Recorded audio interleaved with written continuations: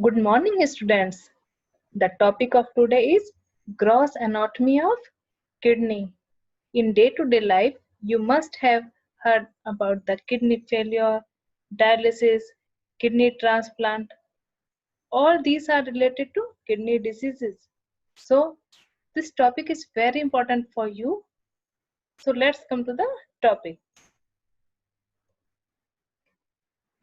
The urinary system includes a pair of kidneys and their ureters, urinary bladder, and urethra. The kidneys produce urine and ureter convey it to the urinary bladder for temporary storage. जब आप dissection करेंगे तो आप same picture देखेंगे. Kidney हो गई है, ureter, urinary bladder,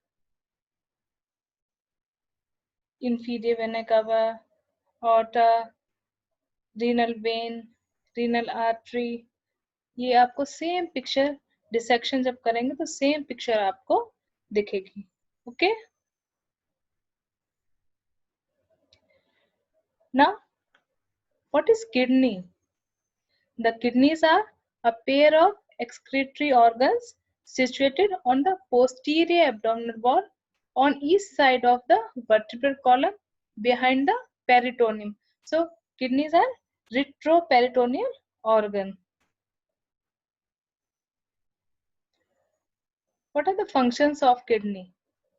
The functions of kidney are urine formation, excretion of waste products, regulation of electrolytes, regulation of acid-base balance, control of water balance, control of blood pressure, renal clearance, regulation of red blood cells production, synthesis of vitamin D to active form, and secretion of prostaglandins. So these are the functions of kidney.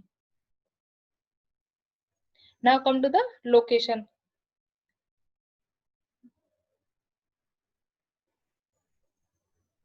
The kidney occupy the epigastric, hypochondric, lumbar, and umbilical regions.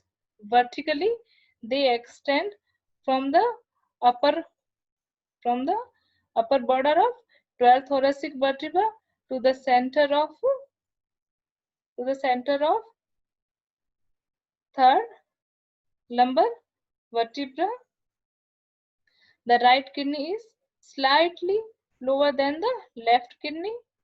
The transpyloric plane passes through the upper part of the hilum of the right kidney and through the lower part of the hilum of the left kidney. So, the location of kidney is at the level of T12 to L3. It is a retroperitoneal organ, and right kidney is lower than the left kidney. क्योंकि right side में क्या होता है, liver, उसकी वजह से right kidney की position left kidney से लोअर पोजीशन पर होगी. Now come to the measurements of the kidney. Each kidney is about 11 centimeter long, 6 centimeter broad, 3 centimeter thick. The left kidney is little longer and narrower than the right kidney. On an average, the kidney weight in males around 150 grams, in females around 135 grams. In the fetus, the kidney is lobulated and it is made up of about 12 lobules. So, fetus में kidney क्या होगी, lobulated होगी और 12 lobules की बनी होगी. After the birth, lobules fuse so that in adult the kidney is uniformly smooth. तो इस टाइप से ये smooth हो जाएगी. Okay. So again, what is the length of kidney? 11 centimeter. Width कितनी है? 6 centimeter. और thickness कितना? 3 centimeter. Now come to the axis of the kidney. The long axis of the kidney is directed downward and laterally so that the upper poles are nearer to the median plane than the lower planes. The transverse axis is directed laterally and backward. Now come to the surface marking. जब आपसे exam में surface marking पूछी जाएगी तो इसमें आपको kidney को back से रिप्रेजेंट करने के लिए मॉरिस पैरेललोग्राम ड्रॉ करना होगा. Okay, what is this? The kidney can be marked both on the back as well as on the front. On the back, it is marked with Morrison's parallelogram. This is a Morrison's parallelogram. It is the Morrison parallelogram which is drawn in the following way. The two horizontal lines are drawn at the level of 11th thoracic spine and the other at the level of 3rd lumbar spine. Two vertical lines 2.5 centimeter and 9 centimeter from the midline. Hilum of 5 centimeter from the midline near the level of transpyloric plane. तो transpyloric plane पर जब hilum को draw करेंगे तो वो 5 centimetre होगा, अपर पोल 2.5 centimetre और इसके लोअर पोल के लिए 9 centimetre from the mid line. तो ये 2 वर्टिकल लाइंस और 2 हॉरिजॉन्टल लाइंस ड्रॉ करेंगे तो ये जो पैरेललोग्राम बनेगा नोन एज मॉरिसन्स पैरेललोग्राम, इसमें किडनी लाई करेगी. Okay, so this is the surface marking of kidney.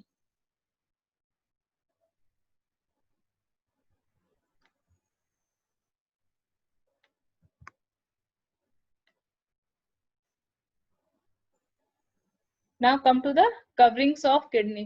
Kidney को कौन कौन से लेयर्स उसको कवर किए हुए हैं. So from within outwards the kidney is surrounded by 4 coverings as fibrous capsule, perirenal fat, renal fascia. उसके 2 लेयर्स हैं, एंटीरियर लेयर, पोस्टीरियर लेयर और फिर उसके बाहर पैरारीनल fat. In this diagram you can easily appreciate the fibrous capsule. What is fibrous capsule? The fibrous capsule is a thin membrane which closely invests the kidney. It is formed by condensation of fibrous connective tissue in the peripheral part of the organ. Organ के peripheral part में fibrous connective tissue के condensation से क्या बनेगा? Fibrous capsule. So this is the fibrous capsule of the kidney.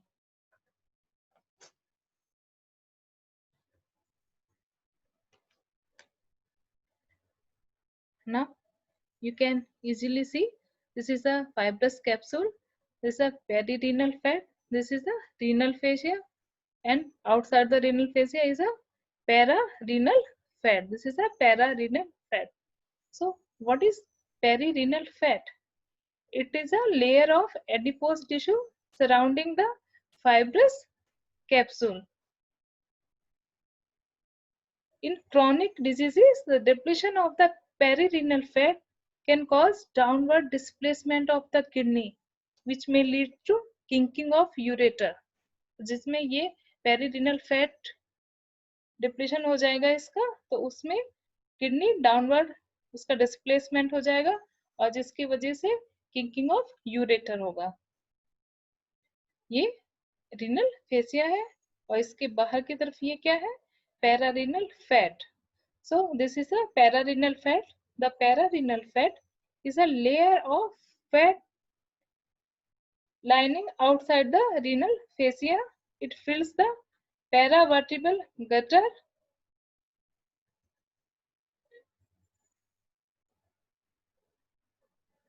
So it fills the paravertebral gutter and forms a cushion for the kidneys.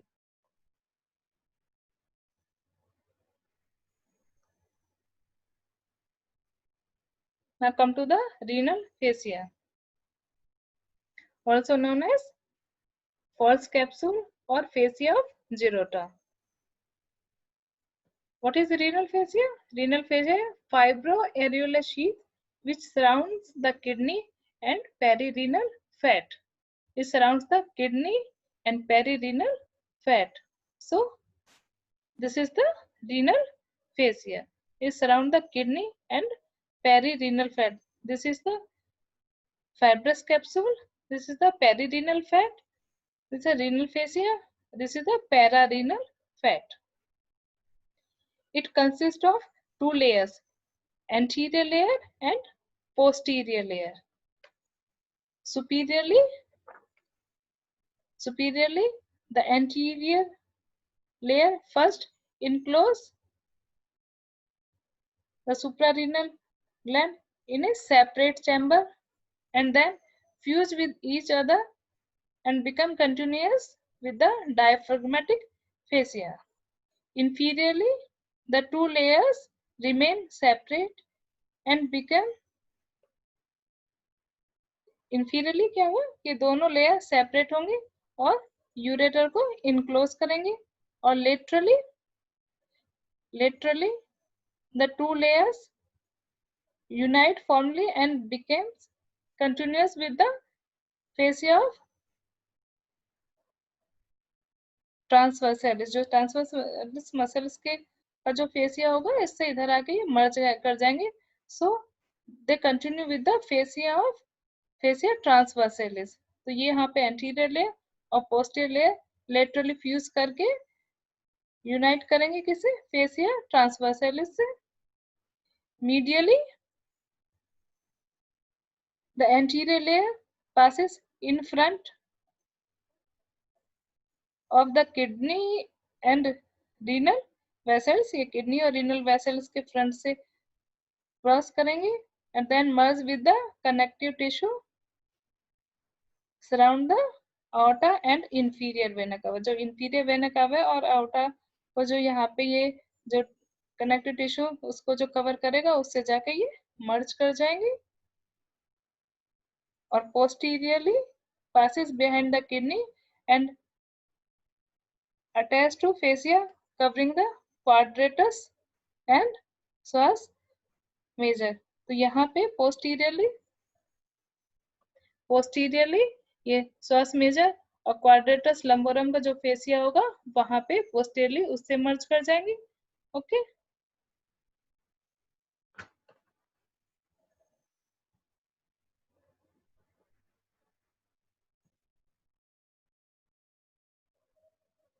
now we can further revise the renal fascia.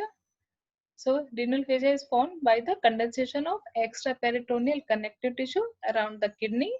It has two layers, anterior layer and posterior layer. Superiorly, the two layers first enclose the suprarenal gland in a separate compartment and then fuse to each other to continue with the diaphragmatic fascia. Inferiorly, anterior and posterior layers remain separate and enclose the ureter. The anterior layer is lost in the extraperitoneal tissue of the iliac fossa, while the posterior layer blends with fascia iliaca. Laterally, the two layers merge with fascia transversalis. Medially,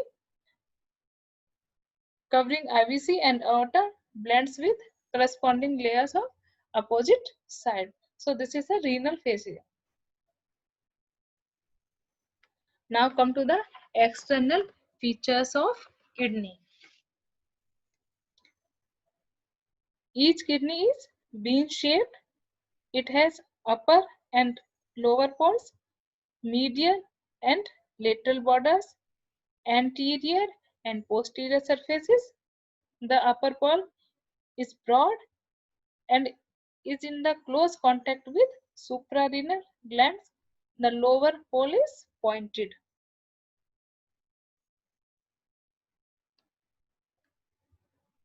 Now come to the anterior relations of kidney.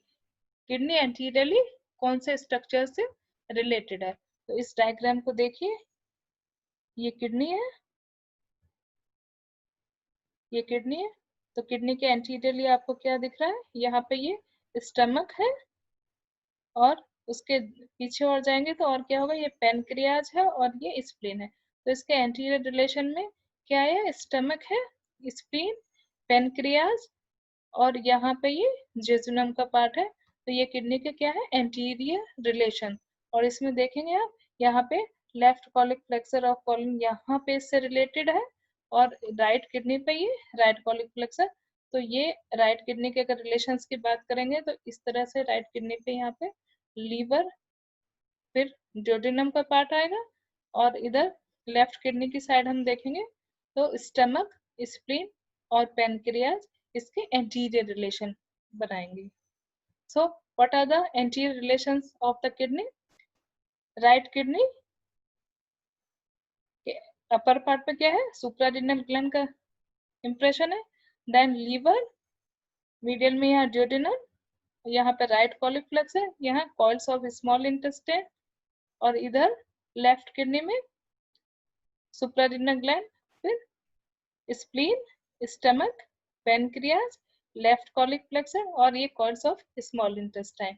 इस diagram में देखिए left kidney किससे related होगी, यहाँ पे spleen से, stomach से, यहाँ पे कॉलन से, इधर यहाँ मीडियल पार्ट में जेजुनम से, और ये जो राइट किडनी है अपर पार्ट पे यहाँ पे लीवर से रिलेटेड है, ड्यूडेनम से, जेजुनम से, और यहाँ पे इसका राइट कॉलिक फ्लेक्सर। ये है anterior relation of kidney.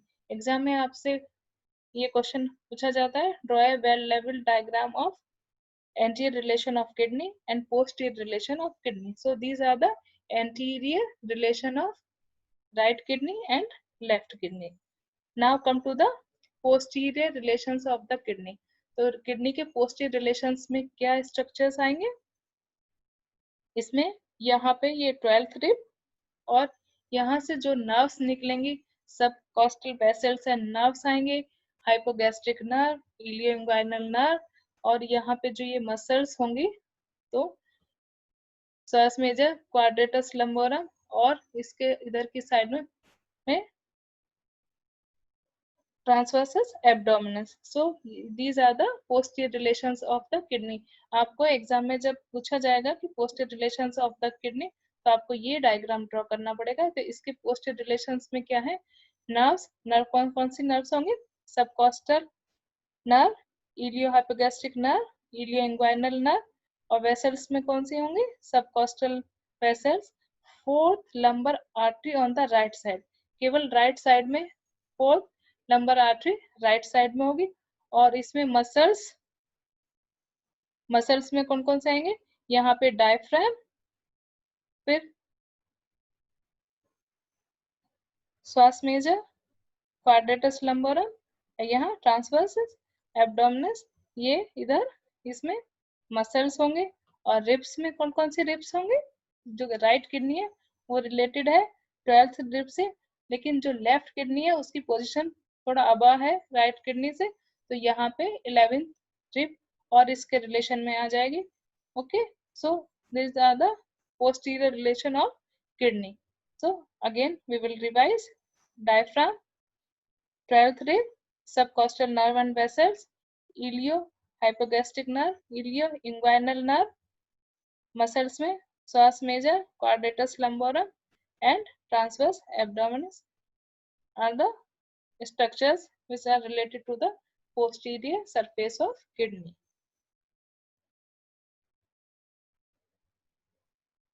Now come to the renal angle.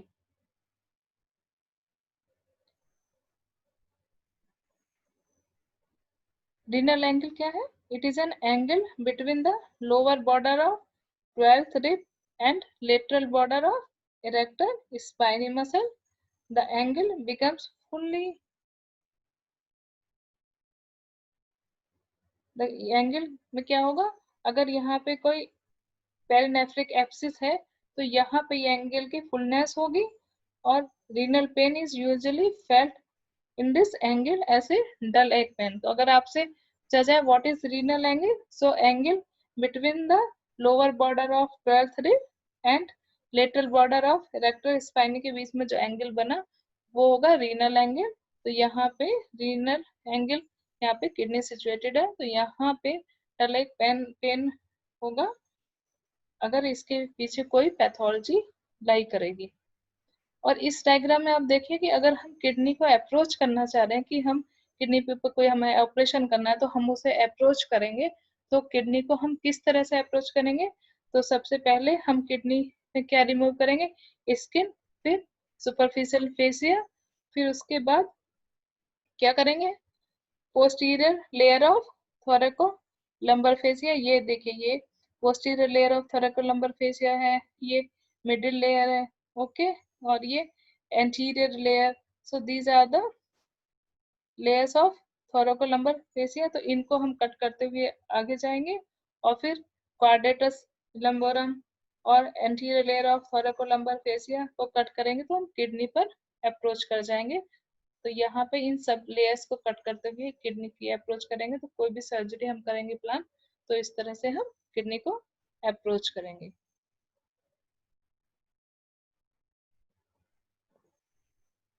Now come to the macroscopic structure of kidney.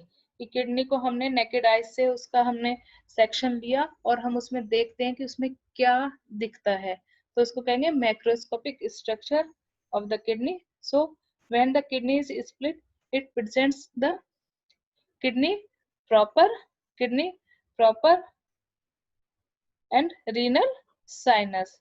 Renal sinus, this is kidney proper and this is the renal sinus. So kidney proper, the naked eye examination of kidney proper presents an outer cortex and inner medulla. Outer cortex and inner medulla. The cortex is located just below the renal capsule and extends between the renal pyramids. ये यहाँ पे medulla में क्या दिख रहा है? Renal pyramids है। तो ये कॉर्टेक्स इनके अंदर यहाँ बीच में डिप कर जाएगा और बनाएगा रीनल कॉलम्स। मेडुला क्या है? The medulla is composed of 5 to 11 dark conical masses called as renal pyramids. So these are the conical masses known as renal pyramids. The apex of the renal pyramids form a nipple-like projection, renal papilla. ये जो projection है known as renal papilla, which invaginate into the minor calyx. यहाँ पे ये minor calyx है, cup like इसका structure है, यहाँ पे ये renal papilla इसमें open होगा और ये renal papilla फिर further open होगा माइनर कैलिक्स में, माइनर कैलिक्स से फिर मेजर कैलिक्स में, उसके बाद ये रीनल पेल्विस में होता हुआ यूरेटर के थ्रू यूरिन फ्लो करेगा। Okay, now come to the renal sinus. This is the renal sinus. So the renal sinus is the space that extend into the kidney from the hilum. This area is known as hilum of the kidney. तो kidney के hilum से जो structure अंदर की तरफ को, जो space अंदर की तरफ को जा रहा है, वो known as renal sinus. So the renal sinus is the space that extend into the kidney from the hilum. It contains branches of renal artery, renal vein, renal pelvis, and यहाँ पे थोड़ा ये fat भी है. The pelvis divides into 2 to 3 major calyces, and these further divide into 7 to 13 minor calyces. Each minor calyx ends in an expansion which indented by renal papilla. So तो ये renal pelvis से फिर आगे क्या continue किया? Major कैलिसिस, major Kallis से minor कैलिसिस, और एक माइनर कैलिक्स में क्या ओपन करेगा? रीनल पेपिला, जो कॉनिकल पार्ट है किसका? पिरामिड का। ये इसका बेस होता है, ये एपेक्स वाला पार्ट होता है, ये यहाँ पे रीनल पेपिला होगा। यहीं से ही जो कलेक्टिंग डक्ट है वो इसमें यहाँ पे ओपन होंगे और उसके थ्रू जो यूरिन का फॉर्मेशन होगा, फिर माइनर कैलिक्स में, फिर मेजर कैलिक्स में, फिर इनर पेल्विस में, फिर उसके बाद यूरेटर से नेक्स्ट यूरेथ्रा वो सॉरी यूरिनरी ब्लड की तरफ को फ्लो कर जाएगा।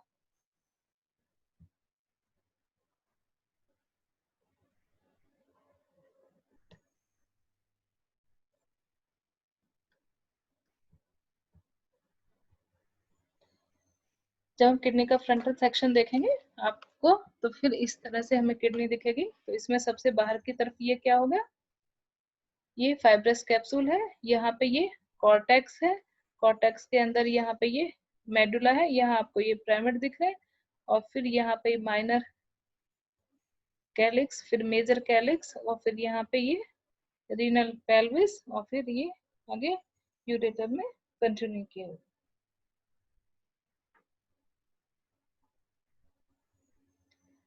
Now come to the hilum and renal pedicle.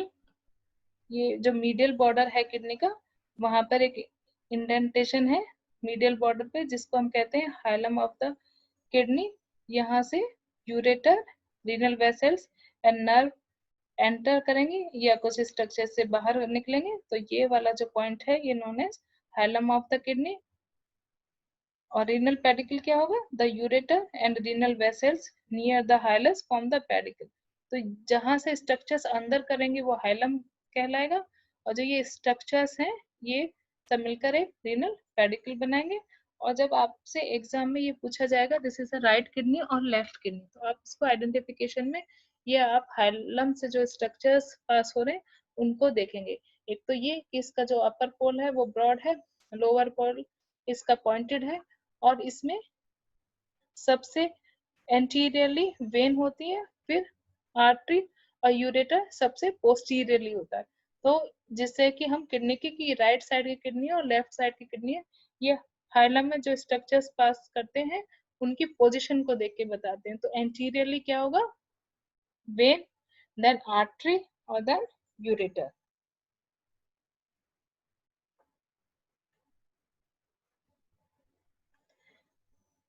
Now come to the microscopic structure और histology of the kidney। तो इसमें हम तो क्या देखना है कि बेसिकली उसकी माइक्रो स्ट्रक्चर क्या है किडनी की।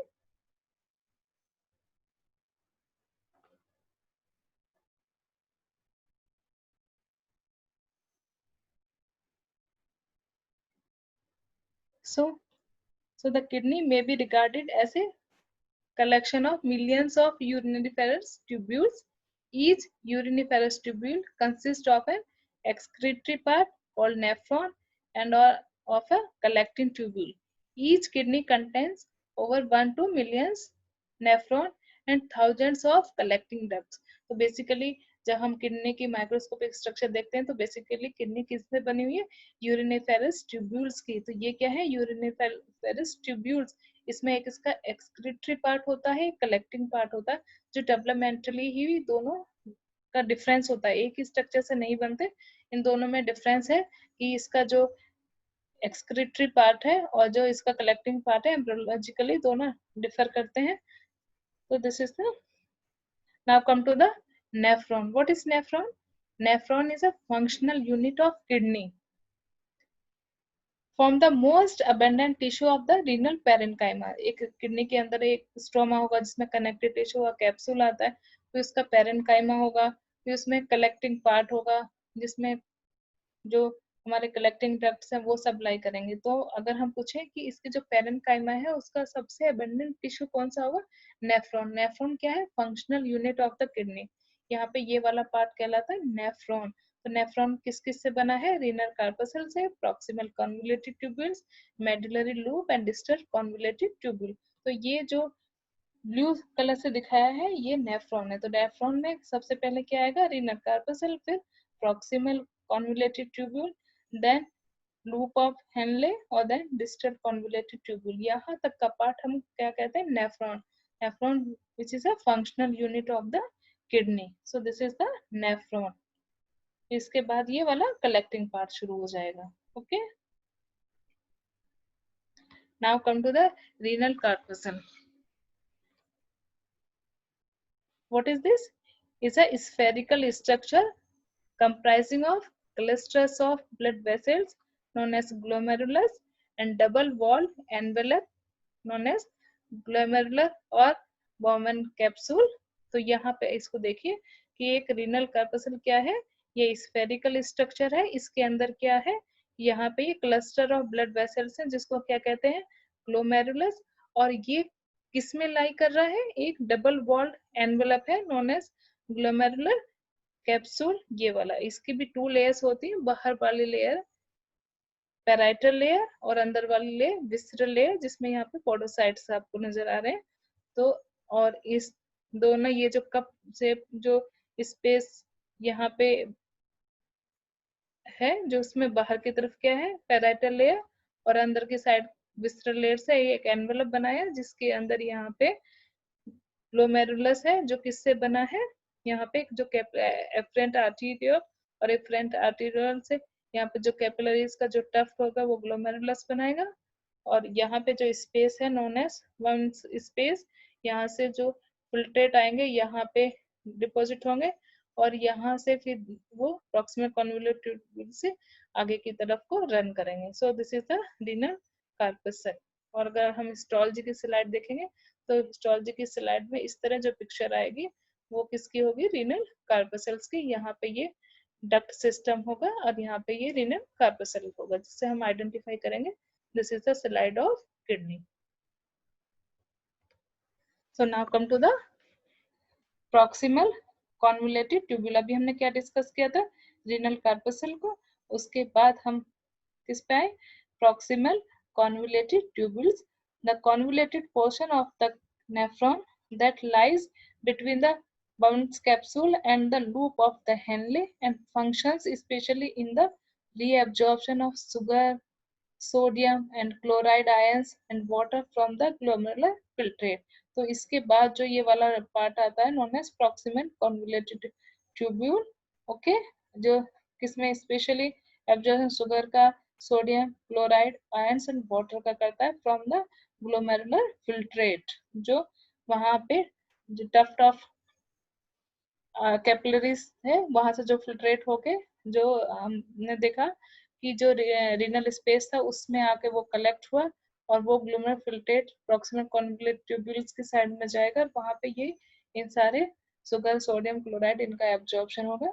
उसके बाद क्या स्टार्ट होता है, loop of Henle, this is a loop of Henle, reabsorb the water and ions from the urine and controls the concentration of urine. It has a two part, thin part and thick part. उसके बाद क्या आता है, distal convoluted tubule regulate sodium, potassium, pH and further dilution of the urine takes place। यहाँ पे इसका further dilution करेगा क्योंकि यहाँ पे कंसंट्रेटेड हो जाता है यूरिन, फिर यहाँ पे उसको डाइल्यूट करेंगे। उसके बाद ये स्टार्ट हो जाता है कलेक्टिंग डक्ट वाला पार्ट, ये this is the collecting duct which joins with the several tubules to collect the filtrate and finally sodium regulation takes place। तो यहाँ पे ये कलेक्टिंग डक्ट बनेगा, जब बहुत सारे ट्यूब्यूल्स के फॉर्मेशन ज्वाइन करने से होगा, ये कलेक्टिंग डक्ट है और इसमें फाइनली सोडियम के रेगुलेशन में पार्टिसिपेट करेगा। So further this is the renal corpuscle, this is the proximal convoluted tubule, then loop of Henle, then distal convoluted tubule, then this is the collecting duct।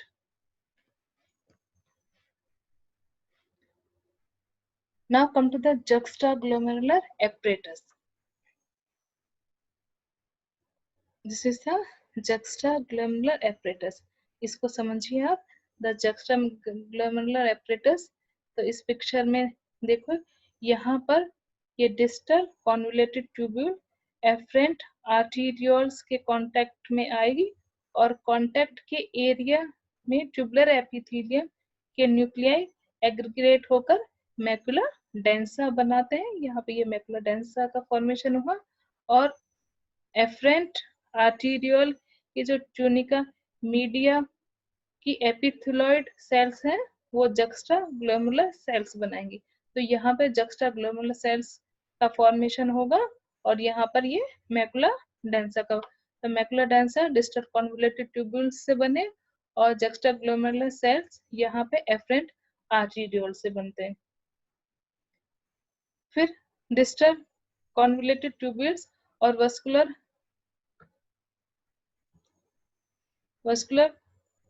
Pole of nephron के बीच में polyhedral sales होंगे जो यहाँ पे lysis sales कहलाती हैं।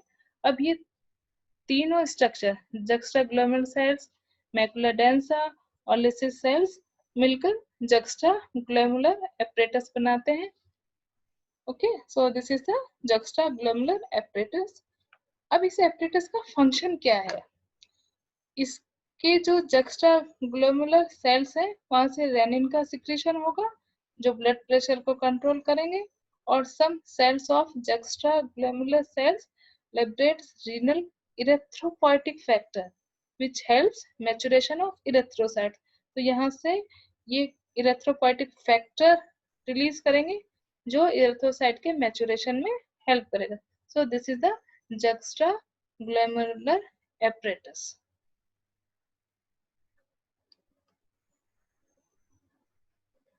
Now come to the blood supply of kidney। तो किडनी को बेसिकली रीनल आर्टरी सप्लाई करेगी, और ये रीनल आर्टरी किसकी ब्रांच होगी? एब्डोमिनल अओर्टा से। तो रीनल आर्टरी एब्डोमिनल अओर्टा से निकलेंगे और फिर रीनल आर्टरी फर्दर डिवाइड करेंगे सेगमेंटल आर्टरीज में। These are the segmental arteries. फिर उसके बाद इंटरलोबार आर्टरीज, फिर इंटरलोबार आर्टरीज फर्दर डिवाइड होंगी एंड बनाएंगी आर्क्यूएट आर्टरी, और आर्क्यूएट आर्टरी से फर्दर ब्रांचेस निकलेंगी, वो बनाएंगी इंटरलोब्यूलर आर्टरी, और उससे फर्दर ब्रांचेस होंगी, बनाएंगी एफरेंट आर्टेरियोल्स। तो बेसिकली ये जो रीनल आर्टरी है ये एंड आर्टरी है। तो रीनल आर्टरी से जब एओर्टा से निकलेगी और किडनी के पास जाएगी तो यहाँ इसके दो ब्रांचेस होंगे, anterior and posterior segmental artery. Anterior segmental artery की फर्दर ब्रांच होंगी जो एंटीरियर सरफेस को सप्लाई करेंगे। सबसे ऊपर की होगी एपाइकल सेगमेंटल आर्टरी, फिर उसके बाद होगी एंटीरियर, यहाँ पे ये वाली एंटीरियर सुपीरियर, फिर उसके बाद एंटीरियर इंफीरियर सेगमेंटल आर्टरी, और सबसे नीचे इंफीरियर सेगमेंटल आर्टरी। तो यहाँ पे ये apical, anterior superior, anterior inferior और इंफीरियर ब्रांचेस देगी एंटीरियर सरफेस पे, और जो पोस्टीरियर सेगमेंटल आर्टरी है वो उसकी एक ही ब्रांच रहती है, वो वही कंटिन्यू करती है, उससे ब्रांचेस नहीं इस तरह से निकलते हैं, और उसके पोस्टीरियर सरफेस को सप्लाई करती है। अब जो किडनी का जो ये पोस्टीरियर लेटरल बॉर्डर जो पोस्टीरियर सरफेस के पास है, इस पोजीशन पे यहाँ पे इनकी, क्योंकि एंड आर्टरी है इसमें ये आपस में एनास्मोस नहीं करती, तो ये वाला पोर्शन किडनी का एवस्कुलर सेगमेंट कहलाता है। और यहाँ पे अगर हम कोई ऑपरेशन या करना चाहते हैं तो किडनी को यहाँ से हम अप्रोच करते हैं कि यहाँ से सर्जरी करना शुरू करते हैं, जिससे इसमें ब्लड लॉस कम होता है। So the blood supply of kidney comes from abdominal aorta in the form of renal arteries. वो फर्दर डिवाइड करती हैं सेगमेंटल आर्टरीज में, वो इंटरलोबर आर्टरीज, फिर आर्क्यूट आर्टरीज, देन इंटरलोबुलर, और फिर 5 to 8 कैपिलरीज के फॉर्म में डिवाइड होके किडनी को सप्लाई करेंगे। ये फर्दर देखिए रीनल आर्टरी से फिर सेगमेंटल आर्टरी, और सेगमेंटल आर्टरी से यहाँ पर interlobar artery, then arcuate artery, then interlobular artery. तो ये वाला जो पोर्शन है जहाँ पे पिरामिड है और यहाँ पे रीनल कॉलम है जो कॉर्टेक्स के डिप होने से बना है, तो यहाँ का ये वाला पोर्शन जो ये इंटरलोबुलर आर्टरी जो सप्लाई होगा ये लोब कहलाएगा। इस वजह से जो किडनी में ये जो आर्टरी रन कर रही है इसे इंटरलोबुलर आर्टरी बोलेंगे, और फिर फर्दर ये आर्क्यूट आर्टरी बनाएगी और उधर से फर्दर इंटरलोब्यूलर आर्टरी है। यहाँ ये लोब है और फिर यहाँ पे लोब्यूल बनेंगे, तो वहां पर आर्टरी कहलाएगी इंटरलोब्यूलर आर्टरी। तो ये वाली आर्टरी इंटरलोब्यूलर आर्टरी, और ये जो दो लोब्स के बीच में है ये नोन एज इंटरलोबार आर्टरी।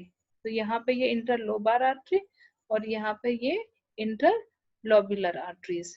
यहाँ पे देखिए ये इंटरलोबार आर्टरी जो दो लोब्स के यहाँ से इतने पोर्शन को हम लोब ऑफ द किडनी कहते हैं, जिसमें हमारा ये पिरामिड वाला पार्ट और यहाँ पे कुछ पार्ट रीनल कॉलम का, और यहाँ पे जो इसका कॉर्टेक्स का पार्ट होगा ये एक रीनल लोब कहलाएगा। और फिर यहाँ से जो किडनी का ये पार्ट जो एक कलेक्टिंग डक्ट के थ्रू ड्रेन हो रहा है, उस वाले पार्ट को हम कहते हैं lobule of the kidney.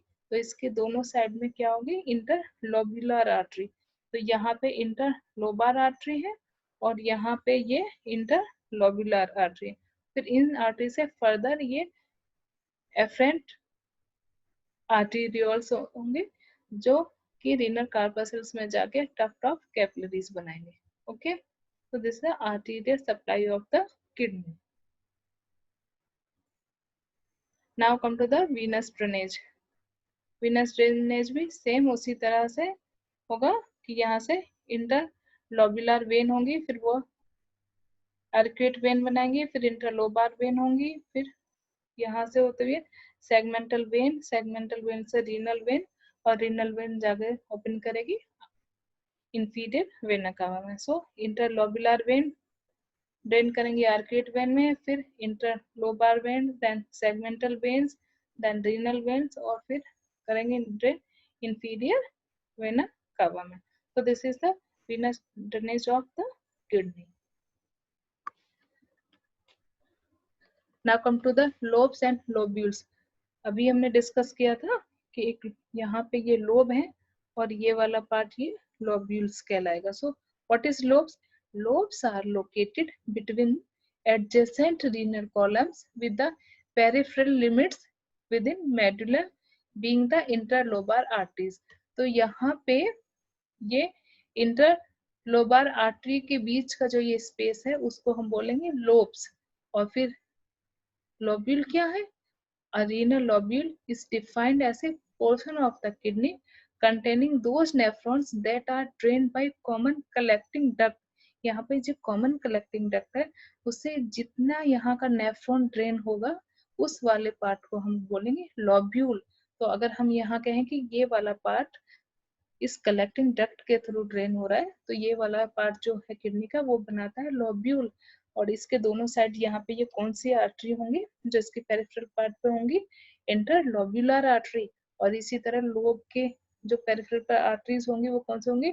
Interlobar artery. ये इंटरलोबार आर्टरी है और यहाँ पे ये इंटरलोब्यूलर आर्टरी है. ये लोब्यूल ऑफ द किडनी है और ये यहाँ पे ये वाला part lobe of the kidney है. Okay.